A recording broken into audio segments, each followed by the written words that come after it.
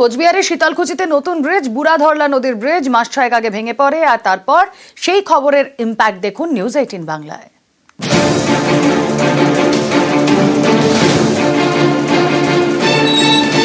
দু টুকরো হয়ে ভেঙে পড়েছিল ব্রিজ।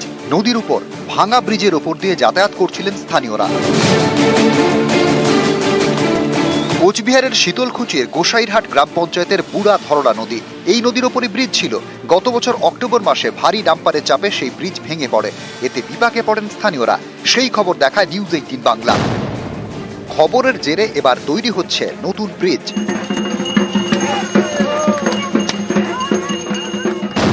এই ব্রিজটা যা নিউজ 18 এর তরফ থেকে যে দেখানো হয়েছে, এটা আমরা নিউজ 18 কে অসংখ্য ধন্যবাদ।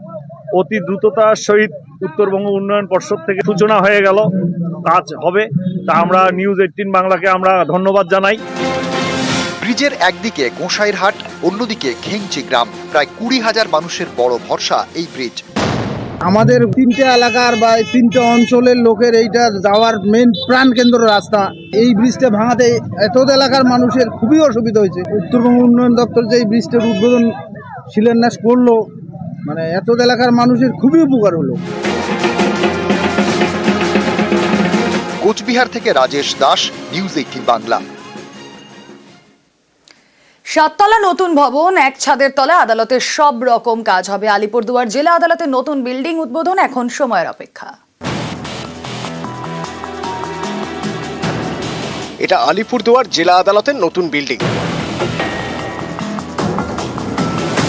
7 তলা বিল্ডিং এর কাজ শেষ, খরচ হয়েছে প্রায় 64 কোটি টাকা। এখন উদ্বোধনের অপেক্ষা। এটা আমরা কমপ্যাক্ট কোর্ট বিল্ডিং পেয়েছি, তো এর জন্য আমরা কৃতজ্ঞতা জানাই, ধন্যবাদ জানাই। খুব তাড়াতাড়ি কোর্ট বিল্ডিং হচ্ছে এবং এটা একটা অ্যাচিভমেন্ট আমরা বলতে পারি। একই বিল্ডিং এ একই ছাদের তলায় সমস্ত কোর্ট এখানে বসবে। আলিপুরদুয়ার জেলা আদালত, এই আদালতের বিভিন্ন কাজ হয় বিভিন্ন সরকারি বিল্ডিং এ। এতে বিচার প্রার্থীদের এক জায়গা থেকে আরেক জায়গায় ছুটতে হয়, হয়রানি। এই সমস্যাই এবার কাটতে চলেছে। তৈরি হয়ে গিয়েছে নতুন বিল্ডিং, এক ছাদের তলায় হবে আদালতের সব রকমের কাজ। এর আগে আলিপুরদুয়ারে জেলা প্রশাসনিক ভবন ডুয়ার্স কন্যা তৈরি হয়েছিল, সেটা 7 তলা। আলিপুরদুয়ার জেলায় দ্বিতীয় 7 তলা বিল্ডিং হচ্ছে এই নয়া আদালত ভবন। এইটাকে আমি অভিনন্দন জানাচ্ছি। আলিপুরদুয়ারের মতো জেলায় যে বিল্ডিংটা এখানে তৈরি হয়েছে, এটা দেখার মতো বিল্ডিং হয়েছে। আলিপুরদুয়ারের পাশের জেলা জলপাইগুড়ি, এখানেও তৈরি হচ্ছে আদালত ভবন। জলপাইগুড়ি শহরের কাছে পাহাড়পুর, এখানে 40 একর জমির উপর কলকাতা হাইকোর্টের স্থায়ী সার্কিট বেঞ্চ তৈরি হচ্ছে। এর জন্য বরাদ্দ করা হচ্ছে 377 কোটি টাকা। 5 তলা ভবনে প্রধান বিচারপতি সহ অন্য বিচারপতির অফিস এবং এজলাস থাকবে। স্থায়ী ভবনের ভিতর 15 জন বিচারপতির থাকার জায়গাও থাকবে। নিউজ 18 বাংলা। সবুজ সাথে সাইকেল, বিনামূল্যে যে সাইকেল পাওয়ার কথা সেটাই কিনতে হচ্ছে, সেটাও আবার সরকারি স্কুল থেকে। সুন্দরবনের ছবি দেখুন।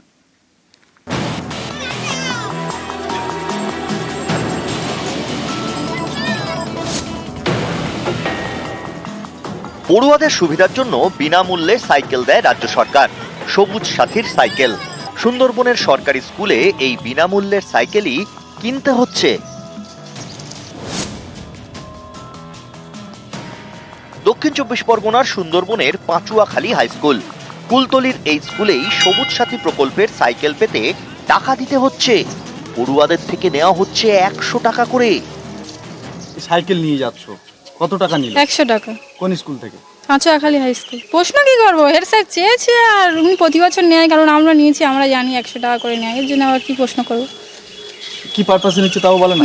কোনো কাগজ দিয়েছে? না, কোনো কিছু দেয়নি, মানে 100 টাকা 1 কপি ফটো নিয়েছে। টাকাটা কি জন্য নিয়েছে স্যার জানে। সাইকেল তো ফ্রিতে দেয়, তাহলে টাকা দিয়ে দিলেন কেন? কি জন্য টাকা নিয়ে যায় না? ফ্রিতে তো দেয় সাইকেল।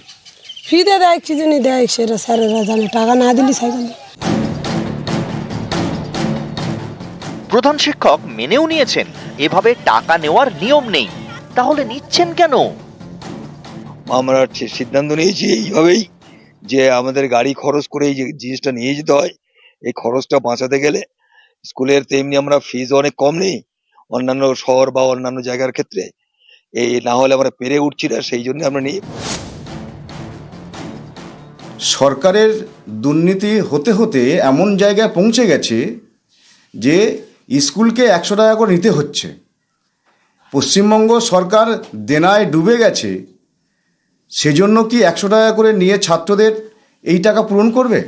প্রাতিষ্ঠানিক দুর্নীতির আখড়া, দুর্নীতিদের সংগঠিত শক্তি হচ্ছে তৃণমূল। মানুষ অতিষ্ঠ হয়ে উঠেছে, মানুষ আর নিতে পারছে না এদেরকে। আমি প্রথমেই আপনাদের মাধ্যমে শুনলাম বিষয়টা, আমি খবর নিয়ে জানবো এবং যাতে করে না টাকা নেওয়া হয় এবং যাদের কাছ থেকে যদি নিয়ে থাকে তাদের টাকাটা যাতে ফেরত করে দেয়, তার জন্য আমরা স্কুল কর্তৃপক্ষ এবং আমি এসআই, স্কুল অফ এসআই বা বিডিও সাহেবকে বলবো। কয়েকদিন আগে দক্ষিণ দিনাজপুরের গঙ্গারামপুরের হাটে সবুজ সাথী সাইকেল বিক্রি হতে দেখা গিয়েছে। এবার সুন্দরবনের স্কুল থেকে বিক্রি করা হচ্ছে বিনামূল্যের সবুজ সাথীর সাইকেল। দক্ষিণ 24 পরগনা থেকে অর্পণ মণ্ডল, নিউজ 18 বাংলা। চৈত্রের গরমের আজ সাধারণ মধ্যবিত্তের হেসেলে। রান্নার গ্যাসের সিলিন্ডার পিছু 50 টাকা করে দাম বাড়ালো কেন্দ্র। রান্নার গ্যাসের দাম 829 থেকে বেড়ে হলো 879 টাকা। উজ্জ্বলা যোজনার গ্যাসেও দাম বাড়লো, 50 টাকা বাড়লো Ujjwala গ্যাসেও।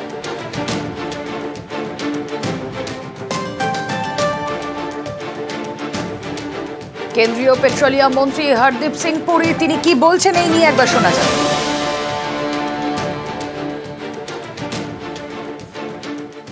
Price per cylinder of LPG will increase by 50 rupees. Now this is a step which we will review as we go along. As it is, we review these every 2 weeks or 3 weeks.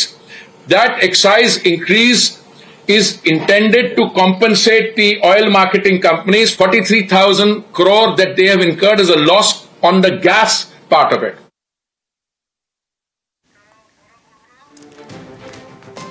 এক ধাক্কায় 50 টাকা বাড়লো রান্নার গ্যাসের দাম। মূল্যবৃদ্ধির বাজারে আশঙ্কার মেঘ হেসেলে।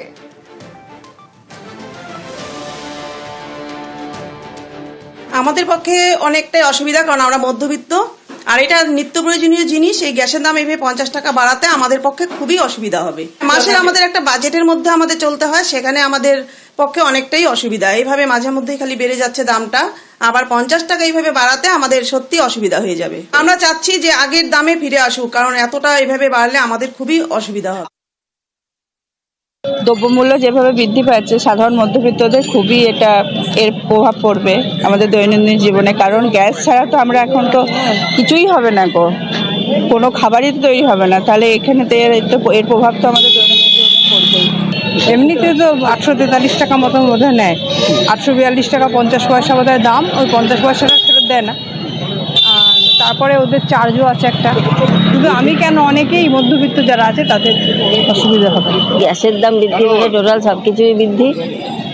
চাইবো যে যারা আছেন মাথার উপরে তারা যেন একটু দেখেন বিষয়টা, যে না একটু এটা গ্যাসটা একটা ভাইটাল জিনিস, গ্যাসটা বাড়লে অসুবিধা আছে, এটা যেন দেখেন, দেখে একটু চিন্তা ভাবনা করে গ্যাসটাকে বাড়ানো ঠিক আছে। 50 টাকা করে বেড়েছে, এটা একটা চিন্তার বিষয়।